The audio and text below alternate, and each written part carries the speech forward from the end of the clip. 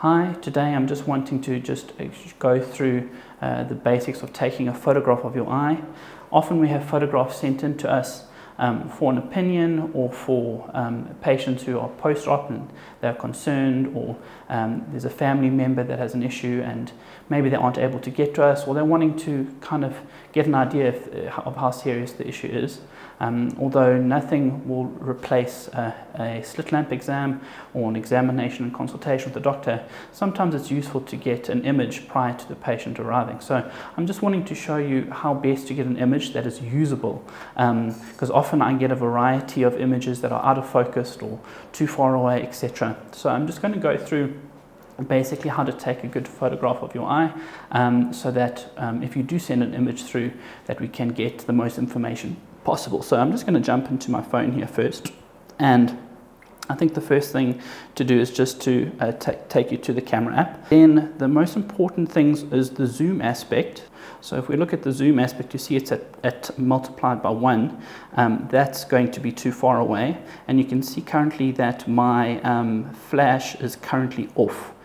So I think it's important to make sure firstly that your flash is on. So I'm going to turn my flash on. Like that, there we go, flash is on. And then in terms of zoom, make sure you go to 3 and get to round about multipliers 3.5, at least 3.5 to get a good image of the eye. So then the second thing that's really important is how to hold the phone. We don't want to use the front-facing camera. We don't want to use this camera over here.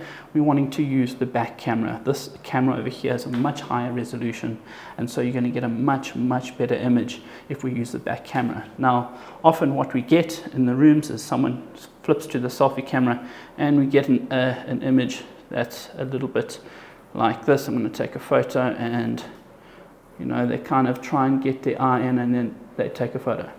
And you get that kind of image. If I flip that camera around and I go to 3 times like that, and I put the flash on, and then I'm going to zoom to 3.5 times, there's 3.5. Now obviously it's difficult, the reason people use the selfie camera is it's facing towards you and it's easy to see what's going on. So what I suggest is sitting in front of a mirror. So if you're in front of a mirror, you can see what's happening. So you can imagine, let's say you're the mirror, and then you'll see that most cameras, if you push the shutter button, the volume up and down button, which are these buttons on the side of the camera here, if you push that button over there, it'll take a photograph. I'm going to show you. I'm just going to push that button and it takes a picture. So this button then can take a photograph.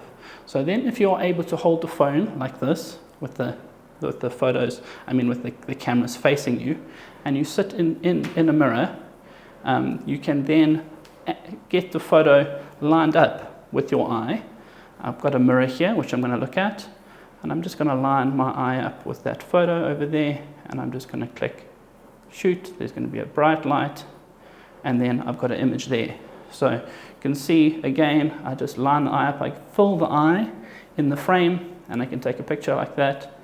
There we go, where's the camera? I'm going to take a picture there. There we go.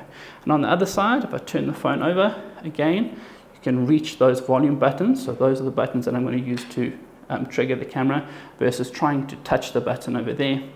And then I'm just going to line that up like that, get my eye in the frame, and then take a photo like that. And you'll see the quality of the image is much better. So just to highlight again, there's 3 main important points. 1, the flash needs to be on. 2, that you've zoomed into at least 3.5 times zoom magnification. And number 3, that you use the back facing cameras.